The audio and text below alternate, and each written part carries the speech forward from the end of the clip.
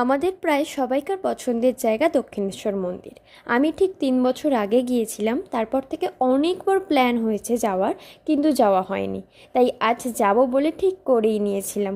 কথায় আছে না, ঠাকুর চাইলে সব হয়। ওয়েদারটা ভীষণ খারাপ ছিল, আমরা গিয়েছিলাম কৌশিকী অমাবস্যার পরের দিন, তাই প্রচুর লাইন ছিল। তারপর কোনো দিকে না তাকিয়ে জুতো ফোন সব জমা দিয়ে আমরা পুজোর থালি নিয়ে লাইন দিয়েছিলাম পুজো দেওয়ার জন্য। পুজো দেওয়া কমপ্লিট, বুঝতেই পারছো ওয়েদারটা কিরকম। ও হ্যাঁ, অনেকের মুখেই শুনেছি দক্ষিণেশ্বর গেলে নাকি ব্রেকআপ হয়ে যায়, কিন্তু এই কথাটা আমি একদমই বিশ্বাস করি না। কারণ পুরোটাই নির্ভর করে তোমাদের ওপর। তোমাদের ভালোবাসা যদি সত্যি হয়, তাহলে ঠাকুরও তোমাদের পাশে থাকবে।